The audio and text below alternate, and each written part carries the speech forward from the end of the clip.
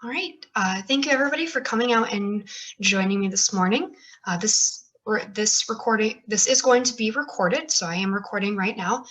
This is a Michigan State University Science Festival talk, and I'm giving it as part of the MSU Science Communication Training Program.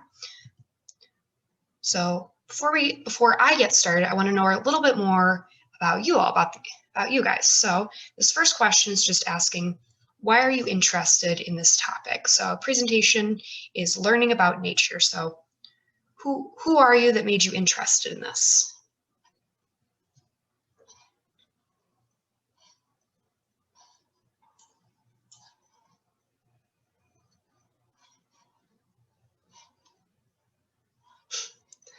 Give just another second to answer while people are getting that pulled up. So a lot of nature lovers, as well as a couple of educators and some parents. So awesome. You are all in the right place. This presentation is for everybody here. My next question for you is, have you heard the phrase environmental education before this talk? So yes, you know what it means. Yes, but maybe it's just kind of more of a buzzword to you, or no idea.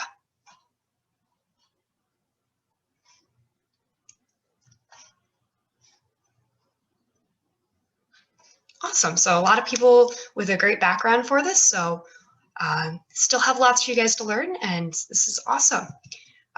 Last question for you. This one is a word cloud. So when you hear the phrase environmental education, what are some words or short phrases that you think of?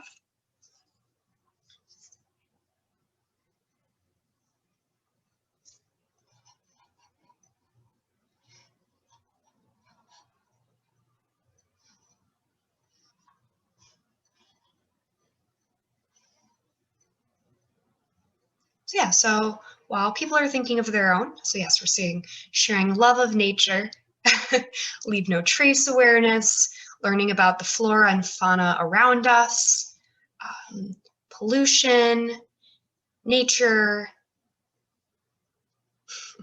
These are all great, and you guys can keep sending these in. But so me personally, when I think about environmental education, and especially when I think about what it means to me when I was a kid, so when I was younger, I think about when I first moved to the town that I live in now. So when I first moved here, I was 5 years old, just about to start kindergarten, and we lived in a little house on a dead-end street, and we had one pond on each end of the roads. We had two little retaining ponds, one on either end of the road, and there were all these little frogs and tadpoles, painted turtles galore, snapping turtles, have the occasional muskrat, ducks, and the turtles especially would migrate between the two ponds all summer long. So we'd see, look out some mornings, there'd be this giant snapping turtle just trekking through our backyard. And then my sister and the neighbor kids and I, we'd go out all summer long with nets, and we'd catch frogs, and we'd just really get to just be a part of that, and a part of that world, and part of that nature. And I honestly believe that those experiences were really important in getting me to where I am today, because fast forward 15 years, my name is Ashley Dunn. I am an undergraduate senior at Michigan State University, getting ready to graduate in about a month with a Bachelor's of Science in Zoology. I also work as a nature educator, camp counselor, high adventure facilitator at the Howell Nature Center. So I have an opportunity to share these passions and share these things with people. And so this phrase, environmental education, it means a lot of different things to different people, and it gets kind of thrown around a lot. But if you break it down, it really, at its core, it's learning about the natural world around us, developing skills to identify environmental challenges, and then taking action using those knowledge and skills to advance the environment as well as society. So this can look like a lot of different things. This can be wildlife presentation, so learning about native wildlife to your area, going for nature hikes, or there's a lot of animal census counts where there'll be a weekend where everybody's supposed to go out and count all of the birds that you see, or there's a herb count every fall that's counting all of the frogs and turtles and things like that that you see. And just being out in nature and seeing, there's this really cool app called Seek by iNaturalist. So you can go out on a hike, and it uses your camera, and you can scan any kind of bug or plant or animal or plant that you find, and it identifies it, tells you what it is, it tells you a little bit about it. So just different reasons to get out into nature and to experience it and learn about it. Also developing skills, so practicing using maps and GPS units, going out after a muddy day and looking for tracks and practicing identifying tracks and figuring out what animals made them, and critically thinking through maybe why those animals were there or why they have the kind of tracks that they do.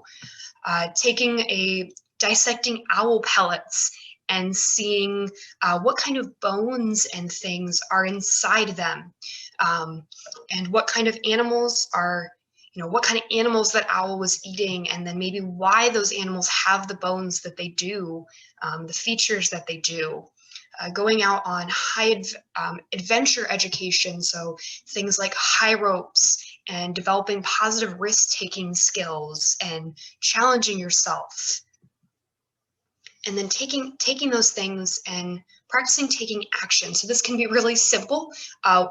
One of my favorite things to do, I call them bug hotels. So you take a milk jug or some kind of container, go out with your kids, find a bunch of natural materials, put it inside it, and it's a bug hotel. And then you set it outside and you see what comes and visits. And you're practicing providing habitats for animals. Wildlife rehabilitation, so if you see animals that are injured or orphaned, getting in touch with a local licensed rehabber and helping get them to safety and figuring out what they need, or contributing to those organizations through monetary resources or donations or volunteering your time. Educating other people is also so you don't have to be an actual educator to teach people. You can have your kids teach you about things, or have your kids teach other people about things that they know. So an activity they like to do, we call it animal habitat. So everybody picks an animal that they know about. They build like a model habitat for everything that animal would need to survive as well as thrive. And then they teach the other kids about their animal and what that animal needs and why it's important to protect it. And when you take these three components, so learning about nature, developing skills, and using them to take action, you could have some really cool outcomes. So one of my favorite activities to do is we call it pond study. So you get a bunch of kids, we get a bunch of nets and buckets and spoons and cups, and in the spring or the summer, go down to the edge of a pond and basically just start digging in like the aquatic vegetation, getting nets full of whatever goop and things are in the pond, and then digging through it with spoons and trying to find bugs. And then once we find the bugs, the kids bring it over to me and we try to figure out what those bugs are. And a lot of kids like this activity. A lot of kids come out and they're like, okay, I mean, it's looking for bugs, whatever. But then they're out there and their friend finds a bug, and then their other friend finds a bug, and they're like, oh, I want to get in on this. And then suddenly they're running up to me with this little cup full of, this little water bug. And they're like, Miss Ashley, look what I found. What kind of bug is this? What does it eat? What does it do? Why is it interacting with, why is it here? And you just see through being out in nature and through experiencing these things themselves, these passions and this interest and this desire to learn just start to emerge and develop. My probably other favorite thing to do at my job is running high adventure programs. So we have a zip line, we have a rock wall, we have high ropes course, and a lot of kids are really nervous about these activities, understandably. So a lot of times we get out to zip line, and we do our little talk at the beginning. Everybody gets their harness and their helmets, and we walk up to the top of the zip line, and some kids are going, and then I get to there's usually a couple of kids in every group. You start to clip them in, and they're just kind of being really quiet, and keep clipping in, and suddenly you look over and the color's starting to drain from their face. And then I start to do some safety checks with my partner at the bottom who's going to be catching them, and they haven't said anything yet, but they you see some tears starting to form, and they're freaking out. They're like, no, I'm not going, I can't go, I'm scared. And take them down. I take them off the zip line. We have a little conversation, and we talk about this challenge by choice philosophy that we have at the Nature Center, so that it is so all challenges out, whether it's at High Adventure or anywhere else, are choices for each person to make individually, and every choice is just as good as every other choice. So somebody's choice is going down the zip line with a blindfold on as fast as they can. Somebody else's choice is just sitting at the bottom cheering on their friends. And for somebody else, a really big challenge for them is putting on that harness, putting on that helmet, and walking to the top and practicing getting on the zip line, even if they don't actually go down. And so we talk about that kind of stuff, and then they watch some other kids go down. We practice clipping back in again after a couple more kids. I'm talking them through all the safety things we're learning. I'm telling them about, we've got these triple lock carabiners, so you have to twist and then push and then pull in order for them to open. Telling them about how the zip line could support a polar bear and all those kinds of things. And some kids still don't go down, and that is a completely valid choice.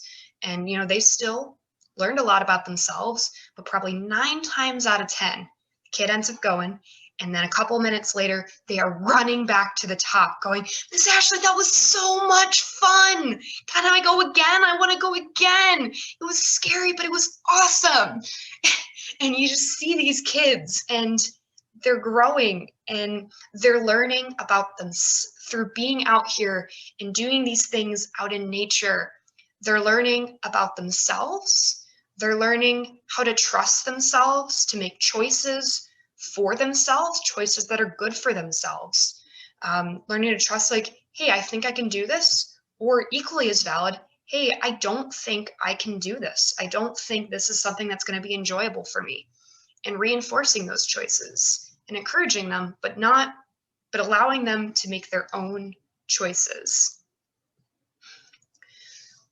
Also, the learning and the developing skills. So when you get kids out in nature and you're teaching them through these environmental education philosophies, there are so many opportunities for them to grow as people, as individuals, but you also get to see them grow as groups and as members of a community. So last summer, I had a group of about 20 kids out there, middle schoolers. They were there for a zookeeper themed camp. And beginning of the week, very typical middle schoolers. You take 20 middle schoolers that are strangers, put them all in a room. There's going to be fighting. There's going to be, cliques and, distancing from each other and forming small groups and, kids trying to bully and exclusion and, stuff like that. And so throughout this whole week, we're working together. We're doing a lot of these things I've talked about. So wildlife presentations and pond studies and nature hikes and team building and challenges and things like that. And then we get to the end of the week, and the kids have the opportunity to basically redo our beaver enclosure at the Nature Center. So all the kids in the enclosure, we're giving them, they've got shovels, they've got rakes, they've got saws. some basic ground rules, but basically free reign to redesign this enclosure and make it better. And, you know, they're middle schoolers. They're not perfect. Nobody is, but I see them, they're working together and they're sharing the tools and they're listening to one another and they're sharing ideas and they're, you know, splitting up and working on different parts and then coming back together and collaborating. And watching them, knowing at the beginning of that week, you know, if we had done that Monday morning, they would not have been capable of that. They would not have been capable of working together like that. We get to, and then at the end of the day, sorry, just a moment. We get to the end of the day, and they have the opportunity to basically make enrichment for their animals at home. So toys for their dogs and cats that they can take home and, you know, give to their pets to play with. And, you know, I've one kid come up to me and like, hey, I don't have a dog or a cat, but can I make something and then give it to you and then you give it to somebody? I'm like, sure. I mean, I'm involved with one of the local animal shelters. You know, if you make something, I can take it over to them. They can give it to some of the, you know, the shelter animals.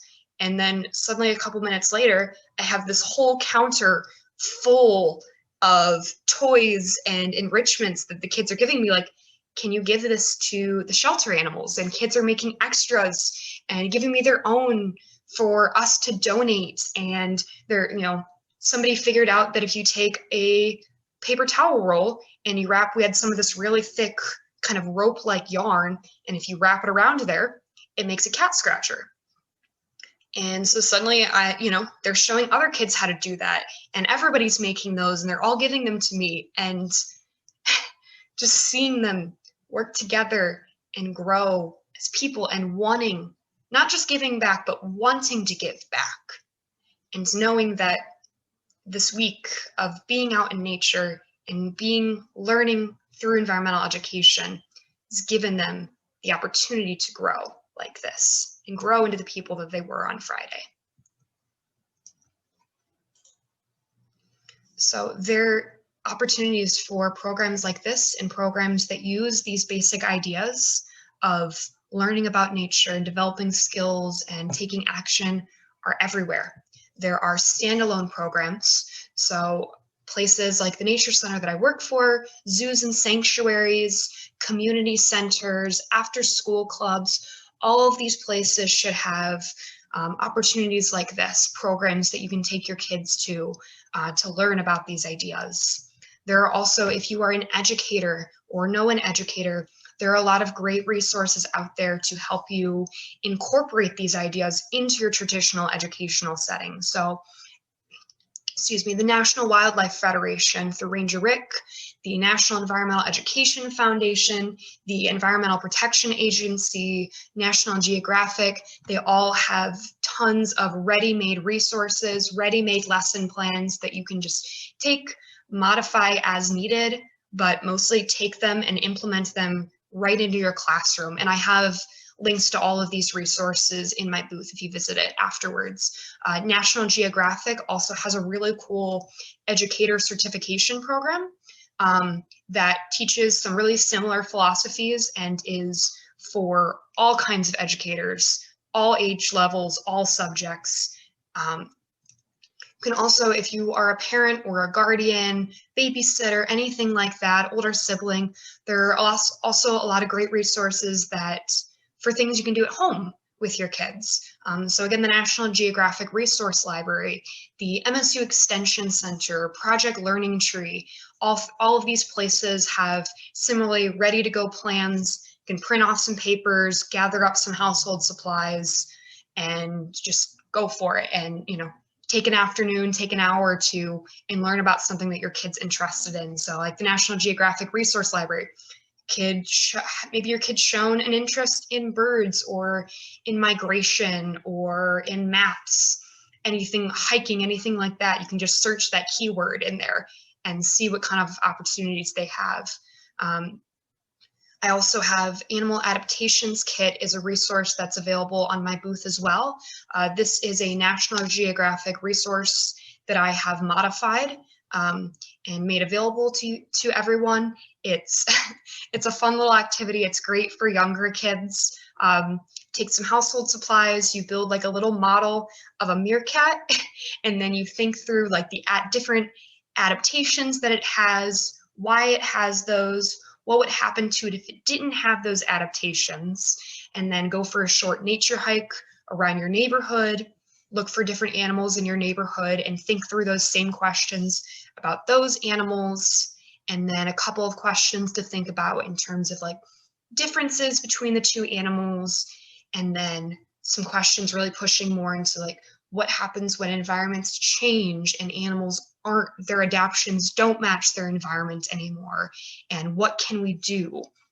So really taking you through all three of those steps. So learning about the meerkats, developing the skills to identify adaptations, and then thinking through how to take action to support animals as their environments change. If you have if your kid is in any kind of scouting group, Girl Scouts, Boy Scouts, looking for badges that are relevant to these skills, and either working with your kid alone to do those or encouraging your whole troop to do them.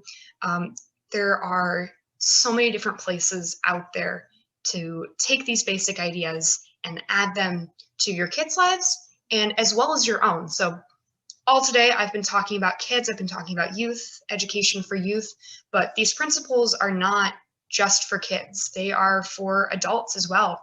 So a lot of the programs that I run at my center, my nature center, we're doing them for adults. We have adults only programs. There are, in all of these places, there are resources for things that you can do as an adult to teach yourself and to learn more about the environment. So that is all I have for you.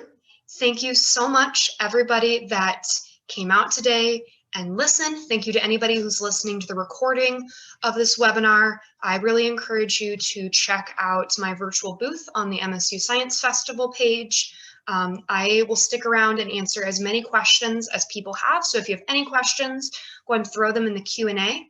And then after this program, if you are interested in speaking to me further, if you have questions, if you have stories, I love those also, feel free to reach out to me as well. That's Dunnash1, DUNNASH1 at msu.edu. And that email is on my virtual booth as well. So I'm going to take a look. Take a look at the Q&A. So our first question is, what recommendations do you have for a simple education station for public school? Something that could be maintained even through the summer months. That is I don't have an answer off the top of my head for that one, but if you shoot me an email, again, that's dunnash1 at msu.edu. I have some resources I can share with you, and I would be happy to share with you. And then you mentioned resources, but anything specific that you have seen that works well. I really like the National Geographic Research Library or Resource Library. They have a lot of lessons that can be really simple and really easily adapted. A good rule, especially if you're trying to incorporate this into your own education, like if you're trying to incorporate this into traditional education, or if you're a parent or guardian trying to incorporate it into your kids' lives, keep it simple. Like it doesn't need to be super elaborate. So like one of my favorite activities to do is just a nature hike. So just, if you have a natural area around you, a woods, walk around the woods. Look for what look for what animals you see, look at different trees, different plants, figure out what your kid is interested in. So if you start with something simple like a nature hike, see, is your kid more are the kids you're with, are they more interested in plants or bugs or the weather or butterflies? Think about what they're asking questions about, and then kind of go from there. So if they're interested in butterflies, if they see a butterfly and they're like, oh, that's super cool. So then you can branch off from there. So then you can look for activities that are related to flight. So a fun one with that might be, making different model airplanes and, having a contest to see who can make the best model airplane and which ones go the farthest, or raising butterflies, or thinking about like how do butterflies fly, or what animals are butterflies related to, or what flowers can we plant to attract more butterflies.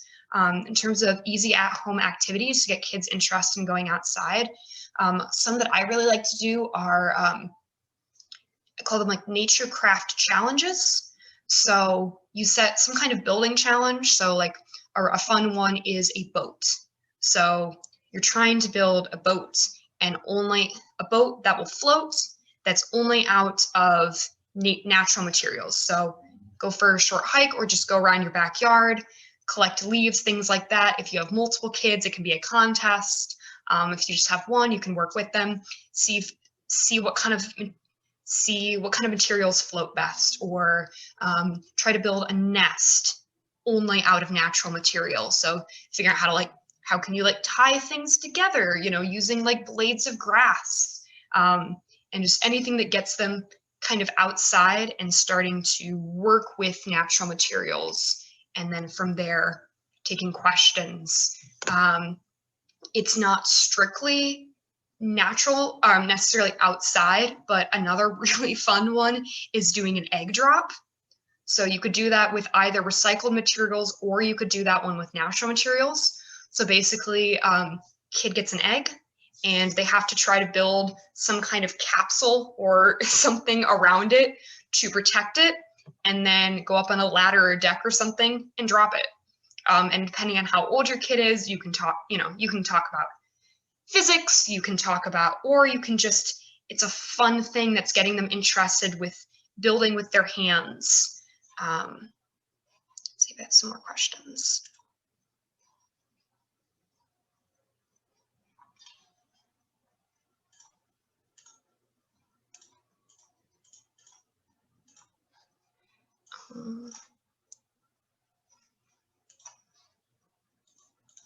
And then what recommendation, never mind, let me answer that one.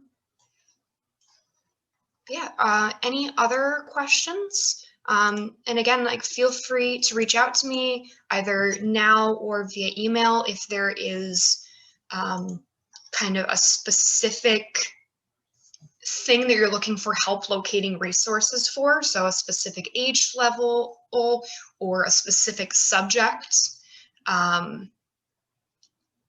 Anything like that.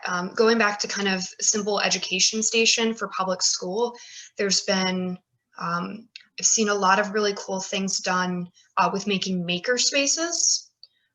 So if you have a spare classroom or even just a table, and then having, whatever supplies are laying around, so you can have kids bring in recycled materials. Things like egg cartons and toilet paper rolls are my best friend when it comes to making crafts for kids. Paper plates, colored pencils, construction paper, bottle caps, scrap paper, scrap pieces of string from other crafts that teachers are doing, and just putting them in a space. And then it can either be a very open-ended, these materials are here for you to build things, or it can be some you can set different challenges, like building a boat, building a nest, building a car, and taking things from there.